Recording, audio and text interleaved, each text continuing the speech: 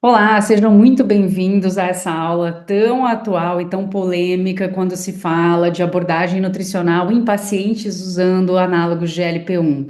Já é bastante delicado e desafiador lidar com os pacientes em geral, e quando a gente fala dos pacientes com doença renal crônica, a gente precisa ter ainda mais atenção. Então, eu vou tentar aqui, em uma aula mais curta, deixar para vocês o que vocês precisam pensar e prescrever na prática clínica e orientar os pacientes de vocês para que eles tenham sucesso no tratamento e para que eles também tenham aí um bom desfecho clínico em relação à própria doença renal crônica. Bom, eu sou Cristiane Moraes, trabalho com doença renal crônica há mais de 20 anos e vai ser um prazer estar aqui com vocês nesses próximos minutos. Então, a gente tem em 2025, agora recentemente, essa publicação que fala das prioridades em relação às questões nutricionais que a gente precisa ter com os pacientes em uso de análogo. Vale lembrar que essa publicação é uma publicação para o público geral. Aqui eles não abordam, por exemplo, o paciente com doença renal crônica. Mas a gente precisa entender de uma maneira ampla e depois a gente vai dar um zoom aonde é mais importante, o que a gente precisa diferenciar ali no paciente com doença renal crônica. Então, aqui ele coloca a jornada do paciente. Então, esse paciente tem a indicação da medicação e o início do uso dessa medicação. Eu costumo dizer que no mundo ideal, esse paciente deveria estar fazendo uma consulta com o nutricionista ou já ter feito uma consulta com o nutricionista antes de começar a usar a medicação. Mas nem sempre o ideal acontece, a gente vai trabalhar conforme a banda toca, né? Então esse paciente começa a usar e normalmente ele chega no consultório do nutricionista já em uso. Pode ser de algumas semanas, pode ser de alguns meses, pode ser paciente que já está usando há um ano e agora está vendo aí alguns prejuízos nutricionais e está tentando correr atrás. Bom, o fato é que esse paciente precisa então receber uma avaliação nutricional, tá?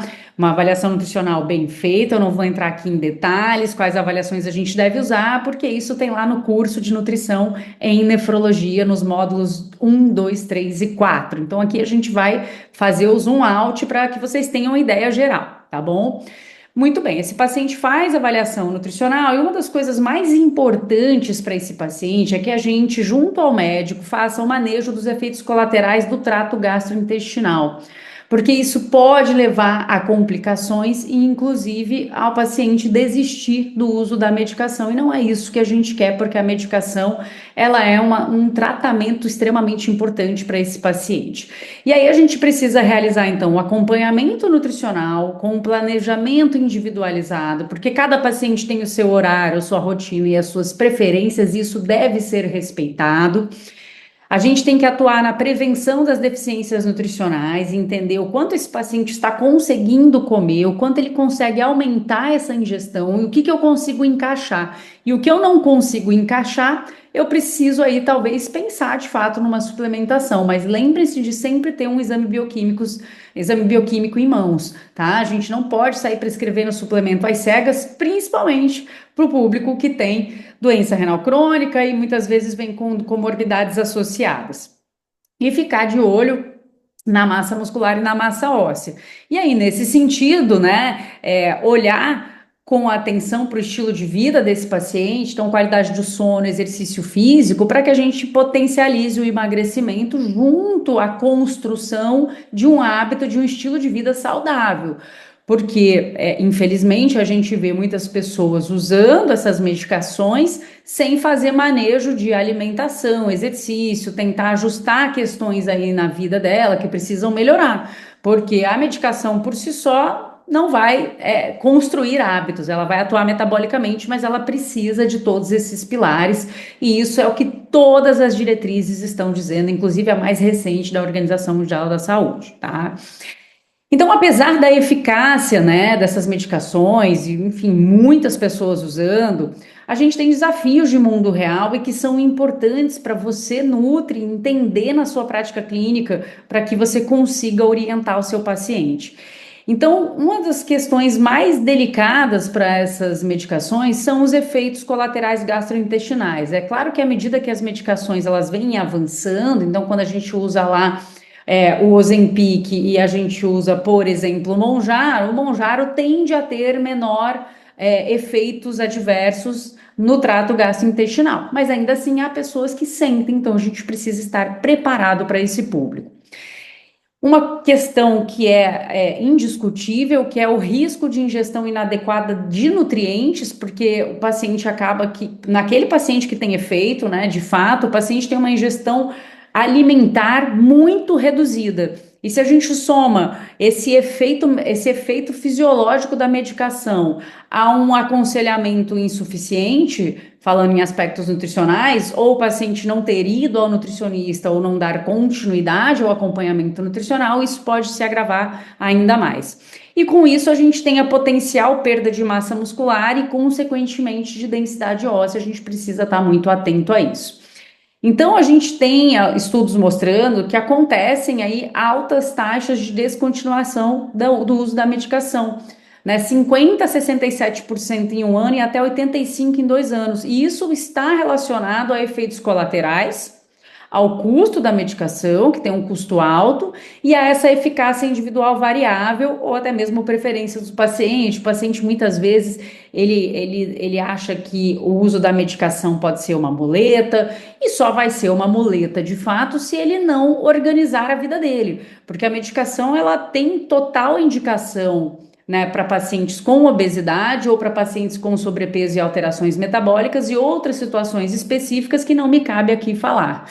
Mas na vigência, né, dessa medicação, a gente precisa estar preparado porque ela tem um custo alto. Então, eu preciso fazer com que valha a pena, né, o uso e o investimento financeiro quando bem feito, para que talvez esse paciente lá na frente possa reduzir dose, possa reduzir frequência, possa fazer um desmame ou não. Isso vai depender da opinião médica, porque muitos médicos, né, e os posicionamentos que a gente tem visto cada vez mais se a obesidade é uma doença crônica, que a gente sabe que ela como é que eu vou descontinuar um medicamento que trata a obesidade? Então, ainda é algo que está sendo debatido e discutido fortemente aí na área da saúde. Os efeitos colaterais mais comuns e que mais aparecem, variando, claro, do tipo da molécula, né, da substância ali da medicação, mas náuseas, diarreia, vômito, constipação e dor abdominal. Em alguns casos, pancreatite, insuficiência renal aguda, hipoglicemia, fadiga, tontura e gastrite. A grande maioria pode ser evitada com um excelente acompanhamento médico e nutricional e com autorização prévia, vide ali exames bioquímicos e, dependendo do paciente, até mesmo exames de imagem, né? Então, se é um paciente que tem um histórico de alguma alteração de enzima pancreática ou hepática, por exemplo, né? De repente, um exame de imagem, entender como o paciente está naquele momento é algo extremamente importante. Então, por isso, não se pode sair por aí usando simplesmente com o objetivo, né, de emagrecer a qualquer custo, porque você pode ter uma contraindicação. Então, cada paciente é um caso e a gente deve olhar com bastante atenção. E mesmo você sendo nutricionista, você não dá diagnóstico e você não vai dizer que ele não pode ou não usar, mas você pode alertar, inclusive, né? Olha, será que você não precisa fazer um exame? Será que você não precisa consultar o seu médico? Porque nós, enquanto profissionais da saúde, se a gente percebe que existe ali algum risco ou algo que te incomode clinicamente, a gente não pode ser negligente. A gente tem que encaminhar esse paciente para um médico especialista para que seja, para que ele tenha um olhar mais atento, principalmente se esse paciente chega com uma prescrição aí indevida, provavelmente, né? Digo assim, aquela prescrição que você vê que tá estranha, né? Então, não sejam negligentes, o paciente tem que ser conscientizado daquilo ali, tá? Essas medicações têm, então, um impacto direto no apetite e na ingestão pela sua atuação ali fisiológica, e aí existem aí os estudos que mostram reduções significativas no apetite e na ingestão de energia. Redução calórica de até 40%. Eu, na minha prática clínica, já vi redução de ingestão calórica, né, de alimentos ao longo do dia até maior do que isso. O paciente, às vezes, fazendo uma refeição por dia, comendo lá um pouquinho no almoço e nada mais. Então, de fato, você sai de um paciente que estava ingerindo 2.800, 2.700 calorias, esse paciente passa a ingerir 600, 700 calorias. Então, é uma queda muito brusca E a gente sabe que isso, apesar de, né, ter aí impactos de perda de peso, mas não é uma perda de peso tão saudável e inteligente. E aí isso vai gerar uma ingestão insuficiente de vitaminas e minerais, principalmente quando isso bate ali 1.200 calorias para menos em mulheres e 1.800 para menos em homens. Então a gente precisa ficar muito atento a esses números. Claro que existem ajustes de acordo com o estilo de vida e o exercício que essa pessoa faz. A gente não vai fixar números aqui, mas a gente tem uma ideia aí, né, do quanto, como mínimo que é preciso para eu atingir aí carboidratos, proteínas, fibras, vitaminas e minerais nesses pacientes, tá? E aí, se eu tenho uma ingestão muito reduzida, eu posso apresentar deficiência de ferro, de cálcio, de magnésio, de zinco, de vitaminas, né? E aí o paciente começa a experimentar algumas questões que podem incomodar e podem, inclusive, impactar negativamente no tratamento. Fadiga além de níveis esperados. Quantas vezes eu já atendi pacientes que não conseguem fazer exercício, porque estão extremamente fadigados, porque estão muito cansados. E já teve casos de pacientes achando, linkando isso com depressão. Ah, porque eu li que essa medicação causa depressão.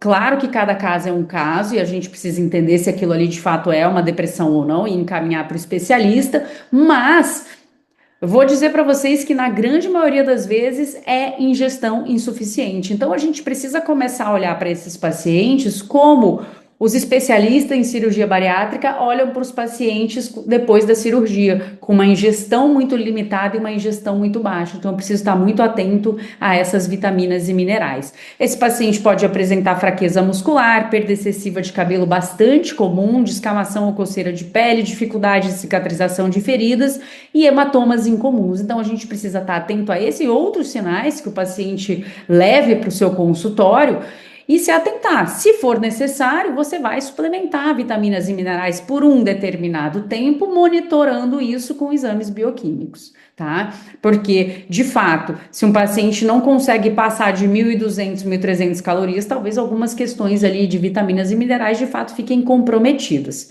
tá? E além de tudo, esses efeitos colaterais gastrointestinais, então o vômito, a diarreia, podem comprometer ainda mais, né, essa questão dos nutrientes e exacerbar risco anterior ou novo de insuficiência nutricional. Então, por exemplo, indivíduos com obesidade, eles normalmente ou eles têm um padrão de dieta ruim, ou eles, né, são pessoas que comem mal, comem ultraprocessados, comem alimentos ultrapalatáveis, hipercalóricos, e aí eles só simplesmente reduzem a ingestão, então ele não está mudando o padrão da dieta dele. Ou eles vêm de várias tentativas de perda de peso e ele já tem ali restrições excessivas na dieta. Então, é aquele paciente que não come arroz, que não come feijão, que não come banana, que não come abacate, que não come um monte de coisa que é interessante ter na dieta desse paciente, mesmo que em menor quantidade. Então, ele já vem com deficiências prévias, né? E lembrar que a própria condição da obesidade, por questões inflamatórias e outras aí, pode levar a alterações, né? Dificuldade de absorção de nutrientes. Então, por isso que a gente tem que ficar muito atento a cada paciente, por isso que a gente fala da individualização. E a questão dessa redução abrupta de calorias, de um paciente que comia 4, 3 refeições ao dia, e passa a comer uma e passa a comer um quarto do que ele comia, vai levar a uma perda de peso muito acelerada. Muitas vezes o paciente no primeiro mês perde muito peso. E o problema é que isso tem uma chance de perda acentuada de massa muscular. Perder massa muscular é normal, ele vai perder massa muscular, mas a ideia é que ele perca maior proporção de massa de gordura e que ele tenha uma perda de massa muscular inferior. E esse número ainda não é, né, bem estabelecido qual é o percentual de um ou de outro, mas o fato é que muitos pacientes, às vezes, por uma ingestão calórica muito baixa, fraqueza muscular, indisposição, não estão fazendo exercício de força, não fazem exercício, comem de menos, vão perder, né, essencialmente muito mais massa muscular do que massa de gordura, por motivos óbvios, né?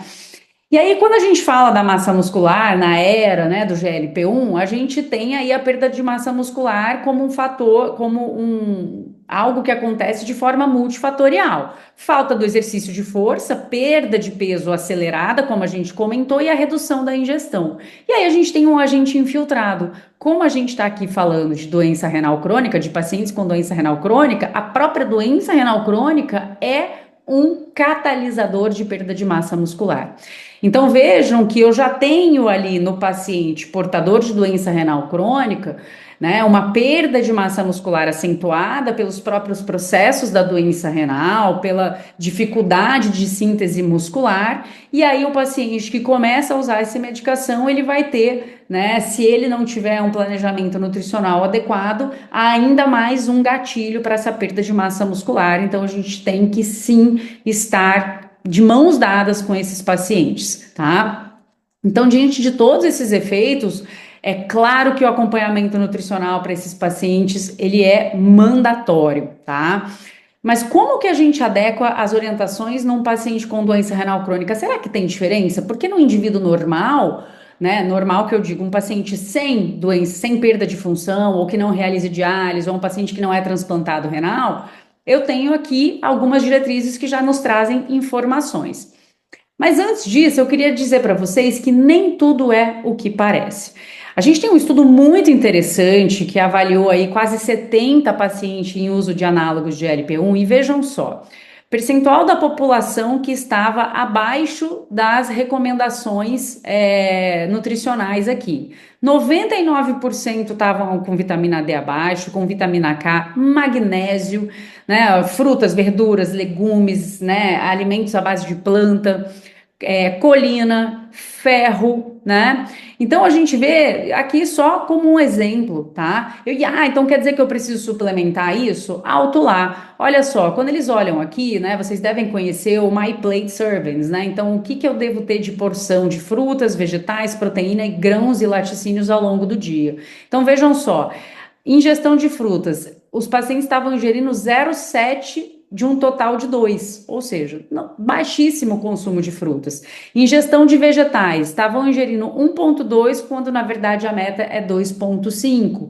Ingestão de laticínios, ingerindo 1,4 quando na verdade a ingestão é 3. 4,9 de grãos, quando o total deveriam ser 6 porções. E aí, olha só a surpresa.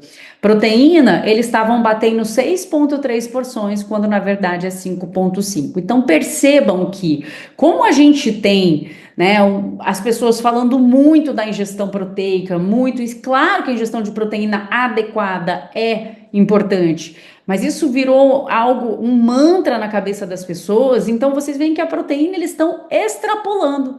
Agora, tudo que é importante para vitaminas e minerais também está faltando o resto todo. Então a gente tem aí uma proteína sendo excessiva e coisas tão importantes como frutas e vegetais e laticínios com porções abaixo do que se é recomendado. Então vejam só, a ingestão proteica, ó, dentro do recomendado é o roxinho, estava super adequada. Agora olha a ingestão de carboidratos e olha a relação com a fadiga aqui. Se o indivíduo precisa fazer exercício, precisa sair para trabalhar, precisa raciocinar, precisa usar o cérebro, ele precisa de carboidrato minimamente. Só que os pacientes comem de menos por medo, por desinformação, né? Às vezes as redes sociais trazendo aí o terrorismo dos carboidratos, que são essencialmente necessários para que esse paciente consiga fazer exercício físico para proteger a sua massa muscular. E uma ingestão de gorduras acima do recomendado, talvez aí por não ter boas construções de hábito alimentar, então ingerindo ainda uma quantidade acima de gordura saturada. Esse outro estudo mostra que essa linhazinha de fora aqui, ela significa o quê? É o Healthy Eating Index, ou seja, se você encosta ali nessa linhazinha, é porque você está atingindo as recomendações para esse nutriente. Então vejam que a linhazinha vermelha é dos pacientes em uso de análogo de GLP-1. Veja que eles não encostam em frutas, vegetais, verdes e feijões, grãos integrais e laticínios, mas veja que eles encostam na proteína. Então essa preocupação que a gente tem quando a gente pensa, meu Deus, o paciente com doença renal crônica em estágio conservador, ele tem uma restrição proteica, e agora como é que eu faço que esse paciente está usando análogo de GLP-1? Primeiro que eu queria corrigir aqui a mentalidade de vocês, esse paciente não tem restrição proteica, ele tem um controle na ingestão de proteína, ou seja, ele vai comer um pouco menos e a gente organiza isso muito bem, tudo isso a gente ensina lá no curso de nutrição em nefro. Então esse paciente ele vai ter um ajuste da ingestão proteica que é protetor para que ele não tenha progressão da doença renal crônica ou para que a velocidade da progressão da doença renal crônica seja a menor possível. E aí o que falta aqui é a base, que é a base toda protetora para esse paciente. Quem estuda sabe, a gente tem lá no curso, né, as aulas de compostos bioativos, de plant-based, e aí vocês aprendem lá o quanto isso é importante, isso traz proteção e a gente precisa, no bom sentido da palavra, obrigar esse paciente a comer, assim como nós também devemos comer, né? Então, pontos de atenção da prescrição nutricional do paciente com doença renal crônica em uso dessas medicações. Antes de continuar aqui, eu queria falar para vocês, assim, eu sei que muitas vezes a gente quer falar caneta emagrecedora, as canetas, né, para os pacientes, para igualar ali o nível de linguagem, porque eles são leigos no assunto. Mas muitas vezes, quando a gente usa esses termos, a gente pode estar minimizando essa medicação que traz tantos benefícios além da perda de peso, porque é claro que a perda de peso ela é importantíssima, porque eu estou diminuindo ali a sobrecarga dos órgãos, a gordura, enfim, a inflamação, a resistência à insulina, mas alguns estudos já mostram que mesmo com perda de peso pequena, eles trazem benefícios metabólicos gigantescos. Então, talvez nós, como veículo de boa informação, devemos chamar os análogos de GLP-1 como medicamentos de suporte, né, para tratar alterações metabólicas associadas à obesidade, né? Então, muito cuidado, porque senão a gente acaba minimizando ali, quase que infantilizando, né, o uso dessas medicações, tá? Então, o que que a gente tem que ter em mente? Melhorar o estado geral desse paciente com a perda de peso. Então, muitas vezes é um paciente que está com sobrepeso ou obesidade, aí ele não quer ir para academia, ele tem dificuldade de caminhar, ele tem apneia do sono, ele tem tantas questões. Então, se eu estou perdendo peso, tudo isso tende a melhorar, claro, com acompanhamento médico e nutricional. Minimizar a perda de massa muscular, contornar os efeitos gastrointestinais, né, do trato gastrointestinal, alcançar a oferta proteica, e vejam que eu tenho aqui em negrito energética, e a gente vai entender aqui que o buraco é muito mais embaixo, a proteína, como vocês viram, está sendo alcançada tranquilamente pela grande maioria da população. Em casos de paciente em diálise que estão na lista de transplante ou paciente em conservador que está esperando o transplante também, é preparar esse paciente para que ele chegue metabolicamente mais bem costuradinho ali para o transplante e também garantir bons resultados do transplante renal naquele paciente que transplanta, que entra com as medicações ali no pós-transplante, que pode ter um ganho de peso devido às próprias medicações. Então, a gente não quer que esse paciente tenha obesidade ou sobrepeso com alterações metabólicas, então essas medicações também podem ser indicadas para esse grupo de pacientes. E aí eu queria que vocês levassem isso muito para a prática clínica de vocês, porque não sou eu quem está dizendo, é a literatura e com dados muito já sólidos, que a gente tem muitos estudos mostrando o seguinte, pessoal, o que leva à perda de massa muscular e a sarcopenia é a ingestão calórica insuficiente e não o controle da ingestão proteica. Então, o que eu estou dizendo aqui, baseada em estudos? Se você prescreve uma dieta com ajuste proteico, mas que tem alcance calórico, tá tudo bem. O problema é o paciente com uma ingestão calórica insuficiente e uma ingestão proteica lá embaixo, abaixo do recomendado. Esse é o problema. Mas o controle da ingestão proteica não vai trazer esses malefícios, porque a acidose metabólica e outras questões são os principais fatores ali que vão trazer catabolismo proteico. E se a gente fala, por exemplo, de acidose metabólica, a gente está falando de um paciente que está ingerindo proteína de origem animal, talvez em excesso. Então, de novo, não me cabe aqui ficar explicando essas questões, né, que são mais específicas, mas esse é o raciocínio e não sou eu quem estou falando, são diversas publicações aí ao longo dos anos. Eu vou trazer um exemplo para vocês. Esse estudo, que foi muito bem desenhado, com o título de Possíveis Benefícios de uma Dieta, que ele coloca aqui low, de baixa, mas de controlada ingestão proteica, em pacientes idosos com doença renal crônica e que tinham risco de desnutrição. Foi um estudo clínico randomizado, tá? Então, eles pegaram pacientes de 65 anos, estágio 4 e 5, nunca tratados com dieta específica, em risco de desnutrição, e fizeram 6 meses de intervenção. O grupo LP, chamado de low protein, ou seja, baixa proteína, recebeu de 0,5 a 0,6 gramas de proteína quilo dia, com suplementos calóricos para bater uma meta calórica de 30 calorias quilo dia.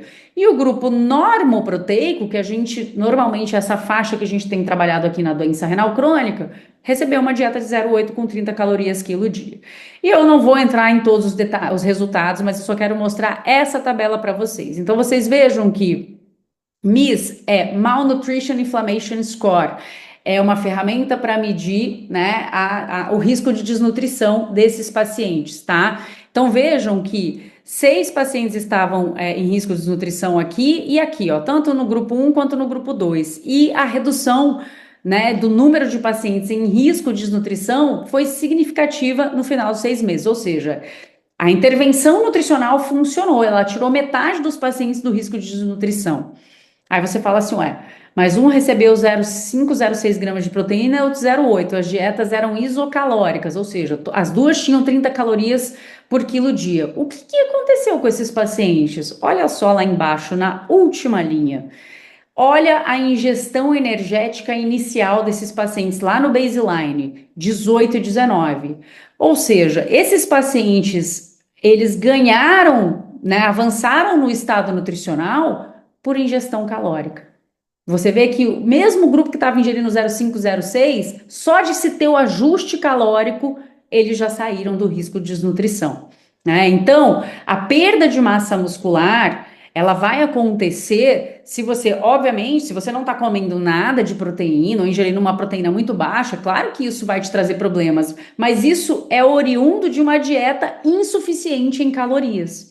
Se você ficar durante um mês indo para academia, malhar pra caramba e fizer uma dieta hipocalórica, né? Mesmo que você coma aí proteína pra caramba, é muito difícil que você tenha um ganho de massa muscular, né? Você precisa bater a sua meta calórica, tá? E aí, aquele documento inicial que eu falei para você, traz lá no meio dele, lembrando que aqui é público geral, e ele fala o seguinte: ingestão, como deve ser a ingestão proteica para pacientes em uso de análogo de GLP-1? Uma ingestão prolongada ou superior a 2 gramas por quilo dia deve ser evitada, devido a principalmente a efeitos adversos à saúde, né? Então, a gente pode ter aí maior formação de cálculo, maior risco de cálculo renal. Muitos pacientes, quando começam a ingerir muita proteína, esquece do que é essencial ali, começam a constipar mais ainda. Muitas fontes de proteína vêm com gordura saturada, então não dá para exagerar nessa proteína, tá? Eles sugerem que deveria ser feito um cálculo de em torno de 1,5 gramas por quilo de massa corporal magra. Isso seria maravilhoso, mas a gente não tem isso na prática clínica de uma maneira tão clara. Então é algo que não dá para a gente usar tanto. E também não está claro sobre qual peso deve ser utilizado. Aqui, por esse documento, né, eles não sabem, né, sugerir se é o atual, o ideal ou o ajustado, tá? E aí o que eles sugerem é que, alternativamente, se você tiver dificuldade de cálculo pelo peso do seu paciente, você pode estabelecer uma meta proteica absoluta, né, entre 80 e 120 gramas dia, ou até 24%, né, do valor energético total de uma dieta de 2.000 calorias, que, dependendo do paciente aqui, ele não vai conseguir atingir essa ingestão calórica. Que isso ajudaria aí a aumentar a adesão e garantir a ingestão adequada. Claro, cada caso é um caso. Quem está atendendo aqui pacientinhos de análogo sabe que 2.000 calorias pode ser muito suado e muitas vezes pode fazer com que o paciente passe mal. Então a gente precisa de fato entender. E aí a gente tem um posicionamento lá junto, né, do CADIGO, junto ao American Diabetes Association, já falando, né, do uso dos análogos de GLP-1 para os pacientes com doença renal crônica, e eles dizem lá, ó, o que a gente deve prescrever? 0,8 gramas de proteína quilo dia para o paciente conservador, peso ideal ou ajustado, você pode utilizar, e aí é julgamento clínico, isso a gente aprende lá no curso de Nutrinefro também, e os pacientes em diálise entre 1,2 e 1,3, e sempre ficar atento ao pacientes em sarcopenia, pacientes com exercícios mais intensos, bem consistentes, então aquele paciente super aderente e tal, talvez você pode aí pensar em chegar a 1 grama, por exemplo, para um paciente conservador, né? Você pode fazer uma urina de 24 horas para entender a perda, se ele está, né, fazendo balanço nitrogenado positivo. Então, você tem ferramentas aí para te dar suporte caso você queira subir a ingestão proteica desse paciente, se você está vendo que ele está tendo dificuldade.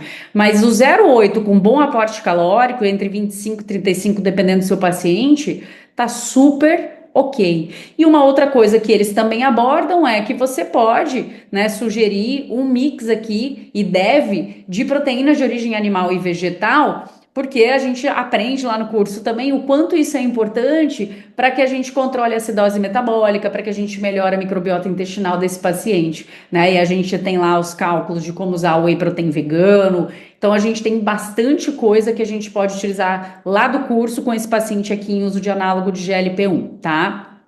E aí, a gente tem aqui um resumo. Então, os pacientes em estágio 3 e 4, você pode tranquilamente usar 0,8. É claro, se você está com um paciente que tem uma obesidade sarcopênica, você pode talvez subir um pouquinho para 1, e aí você faz aquela mesclagem de proteínas de origem animal e vegetal. Os pacientes de diálise 1,2 a 1,3, transplante 0,8, ou ajusta ali conforme a função renal desse paciente. E trabalhar em torno de 10 a 15% da ingestão de energia habitual, ou, né, entender qual é o limite de ingestão desse paciente, para que também ele não passe mal, e tentar ali, nesse limite, entregar carboidratos de boa qualidade, proteína de boa qualidade, nutrientes, fibras e tudo que é importante para esse paciente.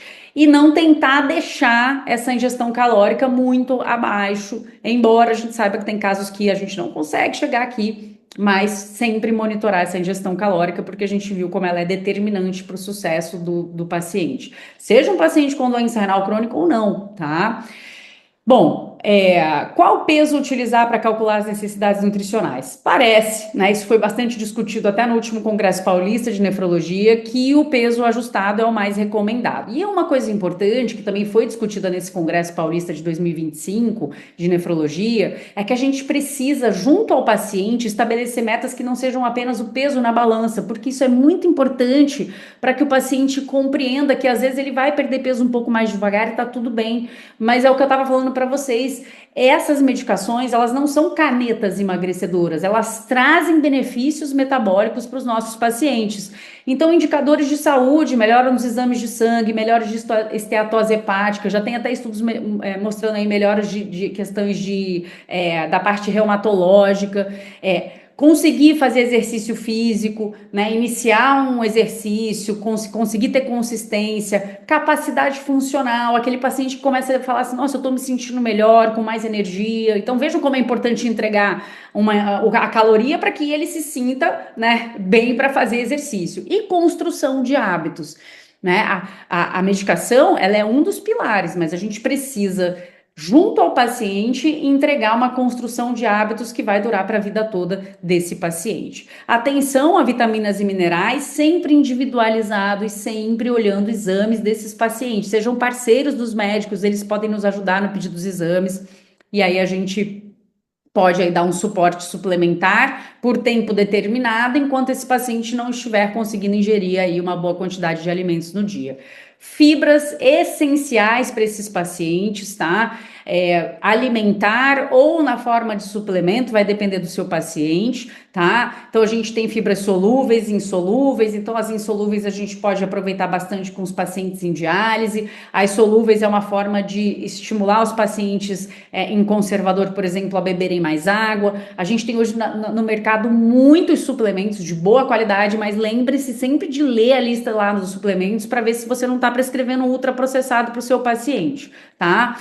A suplementação, muitas vezes, ela ajuda a atingir a meta da ingestão de fibras, ajuda na melhora da microbiota intestinal. Agora, entenda a sensibilidade do seu paciente para fibras fermentáveis. Então, se aquele paciente que está no início da medicação, que ainda está com distensão, que ainda está se adaptando, sabe aquele início da dose, aquelas 4 primeiras semanas, às vezes você precisa esperar um pouquinho, tá? Precisa passar essa arrebentação para depois você corrigir algumas coisas. Então também precisa segurar a ansiedade. Não dá para pegar um paciente e já botar um monte de fibra nele, porque você precisa começar aos poucos para entender a sensibilidade desse paciente. Então vamos supor que você pega lá um suplemento, pô, a dose são 3 scoops. Eu vou começar com um, né, de pouquinho, porque eu nem sei se esse paciente vai de fato atingir a meta de ingestão hídrica. Então não sejam tão ambiciosos, porque como tem muita alteração de trato gastrointestinal, você pode com essa fibra gerar um problema. Então, importante você ter um bom timing, tá?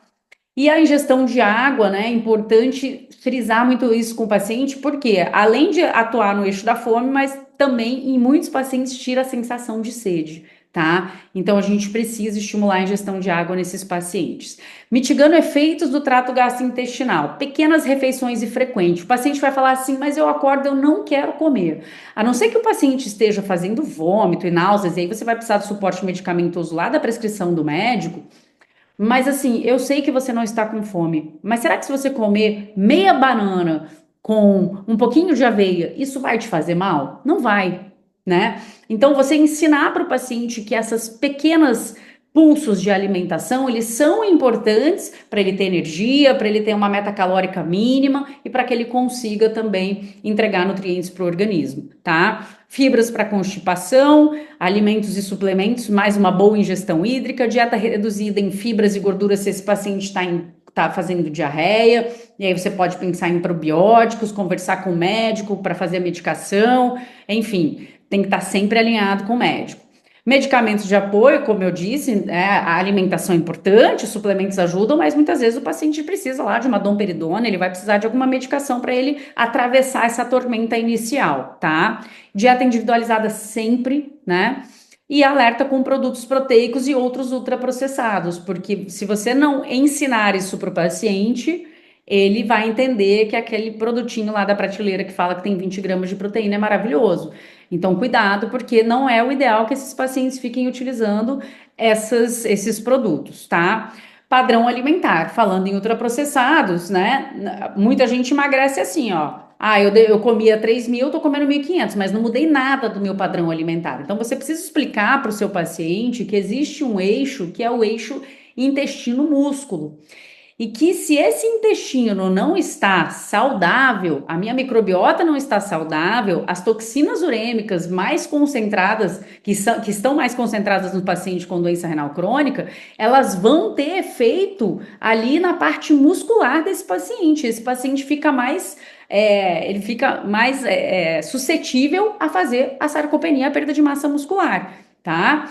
Então, isso é muito novo. A ideia do eixo rim, intestino, músculo vem sugerindo que não é só a disfunção renal direta e suas consequências, mas o efeito do microbioma intestinal está envolvido na sarcopenia dos pacientes com doença renal crônica. E aí, nesse sentido, a gente começa a pensar nessas estratégias que eu já entreguei para vocês aqui antes: prescrição de fibra, alimentar e suporte suplementar. Então, a fibra ela entra como um suporte pensando no músculo, né? Olha só que interessante, né? As pessoas muito focadas na proteína, mas vejam como o eixo do intestino ele é importante. E quem vai fazer aqui essa ação são as fibras.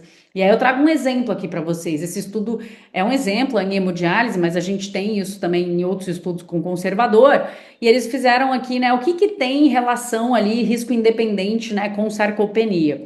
Obviamente, eles viram aqui, né, pacientes com diabetes, com maior tempo de diálise e que tinham menor capacidade funcional, tinham mais risco de sarcopenia. Mas olha só que interessante que eles viram nesse estudo aqui. A ingestão de fibras nos pacientes com sarcopenia era significativamente menor comparado àqueles pacientes sem sarcopenia.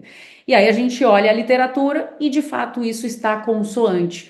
Muitos estudos veem uma associação aí, um direcionamento de que de fato, né, as fibras podem ter um impacto e de fato a gente vê isso muito na prática, na parte muscular dos nossos pacientes, tá? Então, por mais que o seu paciente e às vezes, né, até outros profissionais envolvidos estejam muito focados na proteína, você, como um excelente nutricionista, tem que ponderar muito e fazer com que esse paciente entenda para que ele possa ter adesão. A gente só tem adesão de algo quando a gente de fato entende e concorda. Então você precisa ser um professor na sua consulta. Então a proteína é importante? É, só que ela é ajustada. Você não precisa exagerar na proteína, porque as calorias, a hidratação, a qualidade da dieta, a ingestão de fibras, posicione muito isso com o paciente de vocês. Correção de deficiências nutricionais, manejo das reações adversas, para que esse paciente consiga ter uma vida, né? Não fique aí sempre passando mal e não consiga, por exemplo, ir à academia. E a construção do estilo de vida, elas são imprescindíveis. Se você não focar aqui e deixar o paciente se entupir de proteína e não corrigir estilo de vida, dificilmente ele vai ter um bom resultado e dificilmente ele sustenta esse resultado.